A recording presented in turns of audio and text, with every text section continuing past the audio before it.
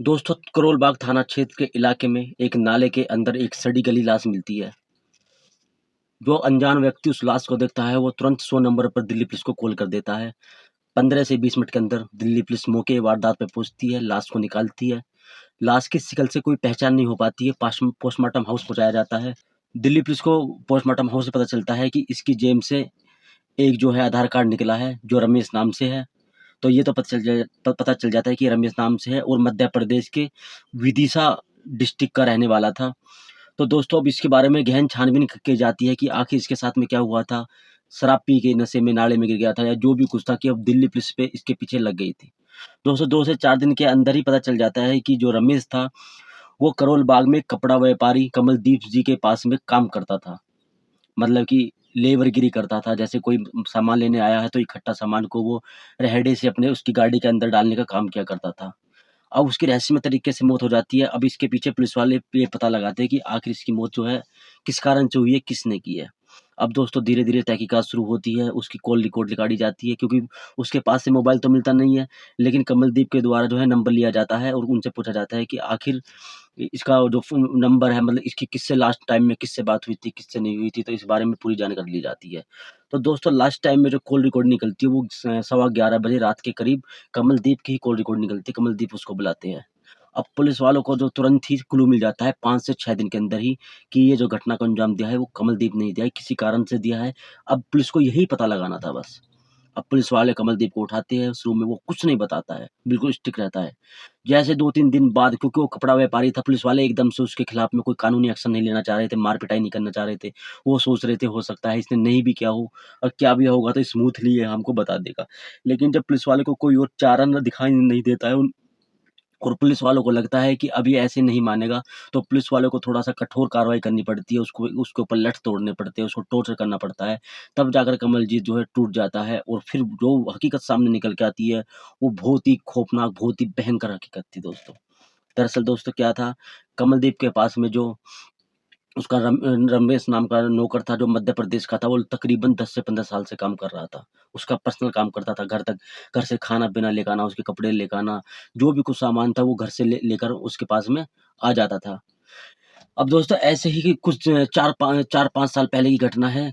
कमलदीप को वो जब घर पे उसको खाना देने के लिए भेजता है, तो कुछ शक होता है कि उसकी पत्नी के साथ में जो है रमेश के कुछ चक्कर चल रहे हैं। तो वो उसको जानबूझकर उसके घर पे भेजता है, "तू जा, घर पे जा और आराम से आना तू, खाना-वाना लेकर के, मैं अभी यहाँ पे काम वगैरह कर रहा हूँ।" अब रमेश को तो मौका मिल जाता है। जैसे ही रमेश कमलदीप के घर पे पहुँचता है, तो उसकी पत्नी जो होती है सिमरनजीत कौर, वहाँ पे उसकी पत्नी होती है, और वहाँ पे वो आपस में जो है, क्योंकि उनके तो आपस में चक्कर चल ही रहा था, आपस में वो संबंध स्थापित करना शुरू कर देते हैं, और पीछे से ही कमलदीप तुरंत ही चल दिया था वहाँ से, लेकिन उसको बता दिया था कि मैं बाद में आऊँ, मतलब मैं, तू आराम से आ जाना, मैं तो यहाँ पे काम कर रहा हूँ, कुछ इस तरह से करके उसको गुमराह कर दिया था। अब दोस्तों, जैसे ही कमलदीप घर पे पहुँचता है, तो उसको लाइव जो है प्रूफ़ मिल जाता है कि रमेश जो है उसकी पत्नी के साथ में पक्का जो है अवैध संबंध है। वो दोनों को डाँटता है, मारता है, पीटता है, और उसके बाद समझाता है, लेकिन वो दोनों मानते नहीं है। बार-बार उनका इस तरीके से सिस्टम चलता रहता है। वो हवस की जो आग में बिल्कुल अंधे हो चुके थे। अब दोस्तों, कमलदीप के दिमाग में एक खौफनाक जो है आइडिया सूझता है कि अपने घर को तो बचाना है। दोस्तों, जिसको घर बिगड़ रहा होता है ना, वो अपने घर को बचाने के लिए कुछ भी प्रयास कर सकता है, कुछ भी कार्रवाई कर सकता है। तो ऐसे में कमलदीप ने एक ऐसी घटना को अंजाम दे दिया। उसने सबसे पहले तो 9-10 बजे करीब, कोई 1 महीने बाद उस घटना के, जब उसकी पत्नी कमलदीप के पास में जो वो रमेश मिला था, उसके पूरे 1 महीने बाद, जिससे किसी को शक ना हो, उसने उसके पास फ़ोन किया, और इस दौरान वो कमलदीप के साथ में काम भी करता रहता था। ठीक है? अब कॉल करके रमेश को बुलाया कि रमेश, आज तेरी पार्टी है, खाना-पीना होगा मस्त तरीके से, तू एक काम कर, मेरे जो है ये फार्म हाउस है ना दोस्त का, उस फार्म हाउस पर है। कमलदीप के कोई दोस्त था, उसका फार्म हाउस था, जिसके बारे में रमेश को पूरा का पूरा पता था। वो रमेश को उस फार्म हाउस के पास में बुला लेता है, वहाँ पे उसकी पार्टी करी जाती है। फिर पार्टी करने के बाद जब रमेश पूरे के पूरे तरीके से नशे में धुत हो जाता है, तुरंत ही कमलदीप जो अपनी जेब में से एक ब्लेड निकालता है, वो ब्लेड होती है सर्जिकल ब्लेड।